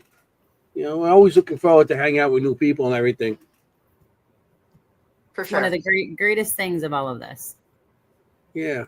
That's what it's all about, to meet each other and hang out with each other. So I still have a question about owning this location. I'm sorry, Absolutely. just one more. No. I make notes. You can ask as many questions as you want to. I'm the nerd of the show who makes notes and who reads all the books and you be the nerd and turns the pages down with my questions. What would you say to people who want to purchase a haunted location? What have you learned the most that you would tell people? Do people come to you and say, I'm thinking about doing that? What advice do you have? Several people. Okay, so it's not a crazy question then. Okay. No, it is not. My best piece of advice is do not buy a haunted location to make money. Don't buy a haunted location to make money. Oh gosh. Does anyone say that they want to do it to make money? Well, I think a lot of people, when they invest in something, it's to get a return, correct? Oh, I guess, yeah. I mean, I would think it's research, really. Yeah. So if you look at it from a perspective of a business person rather than somebody who's doing it with a mission and a purpose, and because they truly love something as a hobby, because it's expensive, right? Sure. So you need to at least have that in part of your plan because you need to be able to at least keep the doors open. But we all learn that times get tough. Sometimes you're booked every weekend. Sometimes you don't have a booking for an entire month. So is my only purpose and goal, because my intentions were just to do this to honor my mother. As long as I can get a booking to keep the heat and the lights on, I'm happy. Right. But it's definitely something you can't rely on for a job or a career, because it's always costing money, especially if you're trying to historically restore a property. Every little bit that you bring in, you have to put back in so that this amazing place can stay standing. Sure. That's so expensive too. Absolutely. More so than that would think, be my number one thing. Like, have true intention for the paranormal, and don't do it to get rich, for sure. Right. Mm-hmm. And I love what you said about you investigating first. I mean, like, you really have to be your own customer before you can have customers. Does that make sense? Like, well, and because again, back to the intent of it, like, we were only doing this because my mother always wanted to own a haunted location. Okay. So if it's not haunted, then we're not really honoring her to the full potential that we intended. So the intent isn't there. The trueness behind the mission isn't there. And in my opinion, if all of those things don't fall into line, you're leaving room to be unsuccessful rather than successful. Yeah, or disappointed at the very least. Yeah, if that makes sense. Because like I said at the very start of this podcast, like I struggle on a daily basis with people really truly believing that my intentions are true and honest. Because there's not many people left in the world like that. So when somebody does come across and they're saying, you know, I want to help everybody and I support everybody and your battle is not my battle. Because let's be real, there's a lot of drama in this field I never knew existed. And I just love everybody. I don't, your issue is your issue. Your issue is your issue. I'm going to love everybody unless you directly hurt me intentionally. There's no room for any of that. And a lot of people have a hard time with that because, I mean, even if you're my family and somebody wrongs you, you're my family. I love you to pieces, but same. I'm not picking sides. I'm still loving everybody the same. And a lot of people have a hard time believing that. No, it's true. Or also being that way. Like I would never expect somebody to not deal with somebody because I have an issue with somebody. Like, so I think that's been the biggest challenge for me lately. But other than that, I have no complaints. And I know I can't change the world and make everybody, you know, pay it forward and be kind. And that's impossible, right? But you can do it. Well, and I'm not perfect. And you can hold on to that. Yes, but I'm going to keep trying every day. And even through my own trip ups and my own mistakes, like I'm going to learn from them and I'm going to try to do even better. So that's where I'm at. We feel the same way. I'm speaking for you, Anthony. No, we do. We feel the same way. And I'm like you in that I love you even if you don't love me. I still love you because I have love in me, you know, kind of thing. Not to get all, I don't know. I agree. But yeah, that's just because that's how I am. Doesn't matter how you are. Right. Kind of thing. Exactly. And it's tough, especially like when you have a group of people who feel a certain way about a certain person. And you understand why they feel this way. You understand why this side feels this way. And trying to support everybody on both sides and inevitably becomes impossible. So then you just kind of have to just be yourself, reset, do your own, and just get focused back to your goal sometimes. Because some people want the goodness in their life and sometimes they don't. Some people want acceptance and some people don't. Like to each is their own. And that's what I said, like all you can do is set forth your own goals and stay steadfast to that and pick yourself back up when you fall down and keep going. I love that. And remember why we're doing this, because we're all doing it together, really, in the end. So you know what? If you don't like this or whatever, I don't care. We're all doing this. Fun and focus on this. Relationships. Have fun. Have good talk, meet good people. And to me, that's what it's good all part. about. Absolutely. I love this woman. We're all in it for the same reason. I mean, the drama is the drama. It's just try to stay out of it. I mean, you could get caught up in it. It's very easy. I mean, you don't have to be doing anything to get caught up in it. No, you really don't. You really don't. No. You just sit back and you're like, what just happened? And, exactly. It's tough. Like people go and then they don't want to be with it. It's okay, fine. It's like, I'm not in it to, I'm in it to,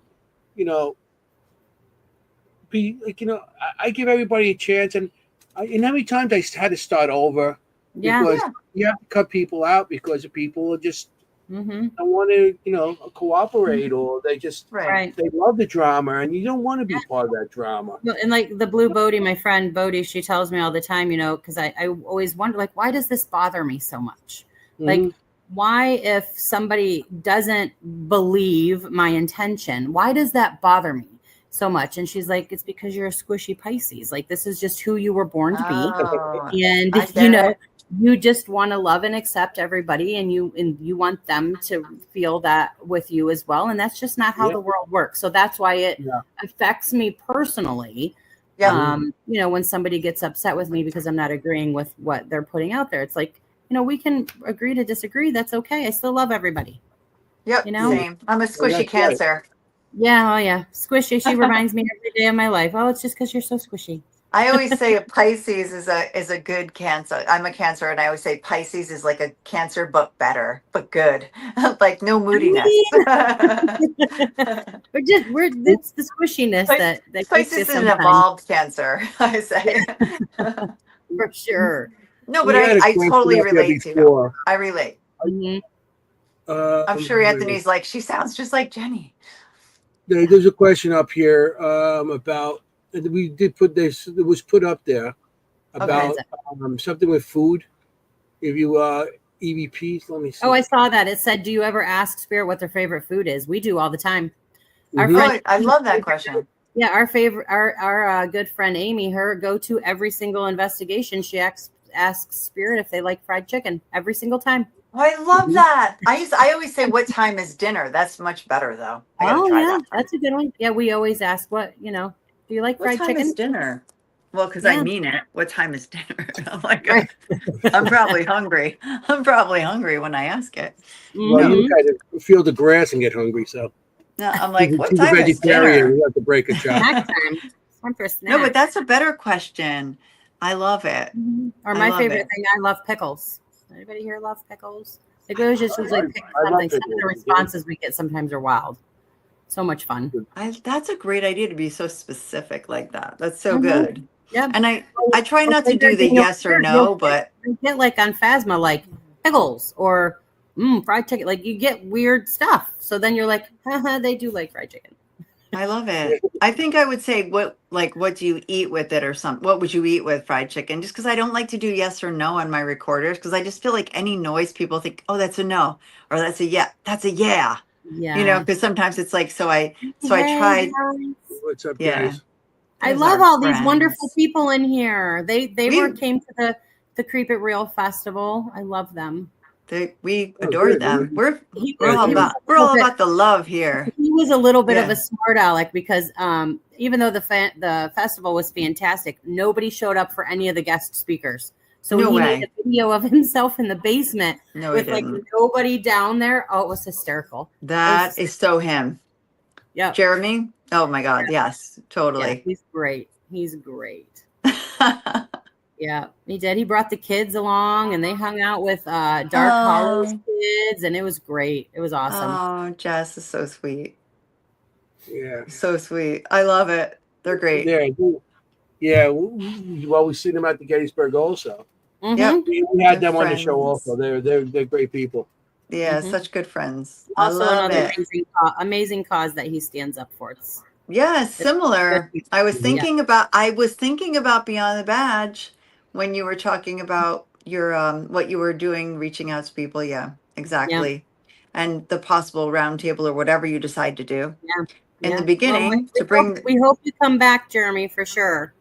Because I'm sure they could, definitely give you some input there. Oh, 100%. On that subject, because they support Survive First. So same idea. Absolutely. Same idea. We all have to live another day, survive another day. I'm sure they would agree that there. Yeah. So. Or the most famous thing that he says that I love the most is that it's okay to not be okay. Yeah. Mm-hmm. Very, very true. And that is very true. Very true. Very true. Yeah. So Adam's in Texas, so absolutely, Adam. We would love to have all of you. We everybody's welcome. Everybody. We'd love to have everybody up there. Experience someplace. Definitely going to have to get a trip. I'm over here in Queens. How far are you from the Poconos? Oh, not far. 3 hours. Okay. I got a place in the Poconos. I can sleep there and then drive to you. Ooh. He has a place in the Poconos. Yes, he does. Mm-hmm. I've been there. Fans. It's in one of those communities. But it's very nice. It's fun. It's very nice. I went to his birthday party there. That's an amazing area. Yeah, but it's only like 3 hours for me too, I believe. I'm in the middle of New Jersey, but on the western central side. Okay. So not western, but central, but not on the coast. It's So On the west yeah. end would be the hats and the boots and the horses and stuff like that. I like breaking a child. He does. My house, He really does. Everything I Yeah. say. I wish I wasn't on my phone. I wish my Enjoy. computer didn't. Thanks for coming in, Jeremy. Thank you, Going to hang with Jeremy. the They're waiting. so nice to come say hi every time. It means the world. Anyway, so how does one, I'm getting a little ahead of myself here, but how does one make reservations at the Doss House? So the most popular way recently has just been sending us a message on our Facebook page, the Doss House of Loretto. Okay. We also have a website, the Doss House. I think it's the Doss House of Loretto-pa.com. You can find all types of information in regards to the house, what we're doing, why the house exists, information that other teams have reported, all kinds of things on there. Nice. That's my daughter's been working on that. So we just recently got information up for of every room in the house and what people have reported in each space. Bodie did an aura reading of the house for us. So we have that on there. Like she describes, what the colors mean at different times of the day, which is incredible because she's an aura artist. I can't remember what it's called, something kinesis or something that she sees colors. I don't really remember. So that's on there. And then again, everything about mom and unique. And then obviously TikTok, Instagram. We're just now trying to build up our YouTube channel. So that's new. We're learning how to do all of that silly stuff. Yeah. But yeah, basically we're just about everywhere. I love it. Okay. Yeah, We just only because we like to spread info on our Facebook page about our guests. So if you want to book it, you can send an email direct to the Doss House 278@gmail.com. Okay. Yeah. Well, we might be doing that soon. Well, we will be doing that soon. By next year, we're going to start venturing more out. Yeah. You do it all year. Is there any time that you're closed? Do you close? All day, every day. The Seekers Chronicles, we did. We just get together with a bunch of people that we know. We did the Shanley. Now we're going to be doing the Hoover House. So we're going to, a Seekers event. That would be great. We'd love to have you guys. Absolutely. June 20th. No, I'm kidding. Give it I'm real. giving him a hard time. He'll be home with his wife, and I'll be out there. We'll be out here eating cake. Yeah. Yeah. You'll be sorry. Always without me. Yeah. You'll be sorry. Yeah. You'll have FOMO. Adam said, "How close are we to Gettysburg?" We're only about 2 hours and 15 minutes from Gettysburg. Yeah. Yeah. You're 2 hours. Yeah. I'm 5 hours, 4.5 hours, 5 hours. Well, and what's awesome about this area is there's 4 locations, all within about 15 minutes of each other. So you have the Doss House in Loretto. You have the Old Stone Evansburg Jail that is open for investigations. You have the Crescent Sanatorium that will be back open after haunt season, I believe. Yeah. And then you have the Nanny Glow Theater. Awesome old time theater. It's in Nanny Glow, Pennsylvania. Definitely check it out. Dark Hollow Paranormal is who runs that with the Historical Society of Nanny Glow. I don't think I know that one. It's a super neat place. Definitely should check that out if anybody's up here in this area too. And like I said, all 4 of these places are all within about 10 to 15 minutes of each other. That's awesome. Yeah. I mean, but you need a weekend. Like Crescent is massive. It is massive. And you definitely do not. I know you said the cold doesn't bother you, but when you are it's up freezing. On the Crescent Summit, oh man, you better be dressed beyond Eskimo covering. Yeah, it is very cold up there. Yeah, maybe don't go in December. Yeah, go into springtime. Yeah, and you can get lost in that place, I'm telling you. You could literally get lost. To so many buildings. You need like a search party. Yeah. Like, I feel like Trans-Allegheny, you could get lost, but you'd always just find your way back to center, and there's signs, and you know what I mean? Like, you could make your way back to that central staircase. But Crescent, no, I feel like they'd never find you. You come out of a building and you have you just hope for the best. You don't know where you are. Even outside, you're like, I don't know. We've gotten to the point, literally, we'll just dip back down into the tunnels, and we know eventually we'll pop up somewhere that's familiar. So bad. Not the best way to do it. We don't recommend that. No, exactly. I mean, the tunnels are creepy in itself, but that's the last time we were there. That's what we resorted to. We'd pop up, do an investigation, go back in the tunnel, make our way to the next one. Yeah. Oh, wow. Cold it was? Is it cold? That gets really cold there, you saying? Crescent. The winter, Crescent gets very cold. Yeah. Mm-hmm. I've never been there. Yeah. But that's a great idea. The Old Stone Jail does get cold, but he has a big meeting room that he heats. So you can go out, investigate, come back, warm up, go out, investigate, come back, warm up. So, and then I don't think Nanny Glow has heat at all. If I'm being honest, I don't think so. They got a bathroom. Maybe springtime. I think they have a bathroom. No. I don't know. I hope so. I never used it, so I don't know. You could spend a week out there, that's for sure. Oh, absolutely. Do you just do daytime, or do you just do nighttime? I mean, or do you ever do daytime investigations? We do. My new thing is daytime. All the time at the DOS. DOS we do just because it's easily accessible to us. Same with the Nanny Glow Theater. We were there in the day, but everywhere else, like if we get there at 5, we get to it so we can have some daylight stuff. Because we get, it doesn't matter what time of day it is. You're always getting stuff. No, I agree. I think people need to do more daytime investigations. Mm-hmm. Yeah, I think it's just that these places are setting up their times that you can book it for these later hours. So you want to take advantage of all of that time. So that's why we're you get 12 hours. You pick the time that you want to check in, and honestly, even if you can stay longer. We're okay. Like if the next group isn't coming in until 6 o'clock the next night, and you need to sleep to get home safe, we're totally cool with it. I love it. How many people would you say is a good number to investigate at the house? 5 to 6 is perfect. 8 max. 8 max. 8 max. Yeah. Okay. Because the noise, it's not that big either. Like when we do bigger group things, we divide up. So like this past weekend was crazy. We were celebrating Danielle's birthday, and we had happy birthday.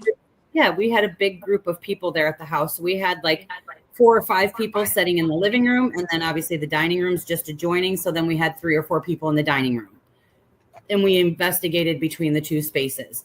Same like over in the barber shop. We had half of the group in the barber shop, half of the group right there in the kitchen, and did things that way. The basement, same way. Front basement, back basement, everybody. So there is room to make it possible and that everybody can be together. But to have somebody on this side of the house doing one thing and somebody on this side of the house doing another, there's just too much cross-contamination there. Yeah. Mm-hmm. I mean, if you have 5 people, you could pretty much stay together. Oh, absolutely. Yep. Yeah, I mean, if you got too many, I would go with 5 people. But if you get more than that, you always can have a group stay outside and do inside the house and then alternate. Because I've done that at certain locations, the Hinsdale House and the Burlington Prison and stuff like that. We always have like a small group go in and have another group wait outside. That's a good idea. I mean, that's how you do it. Whatever works for you. That makes sense. We'll put Anthony in the van with all the cameras. I wouldn't mind that. You don't understand. All the cameras there. He'd be in heaven. That would be his perfect investigation. I'm willing to place a bet right now that he would not. And I'm curious to see when he gets there to see if he would stay the night in that house alone. Well, I bet he would. I don't think he would. No. Oh, because he can. I would, because I'd be like, this place is so comfy. Yeah, because he has so many abilities, and there's okay. Good point. Spiritual traffic in there. Good point. I'm not so sure. Good point. I forgot. I would bet on that. Well, we'll see. He's not afraid of much. Challenge accepted. Yeah, no, I mean, the basement sounds interesting, but I don't like to say do you ever find like you don't like to say much, right? Because you want people to go in and well, yeah, I question. don't want to give false pretense, but at this point there's so much you can't hide it now. Yeah. Yeah. So much out there. There's a couple spaces in there that definitely feel icky.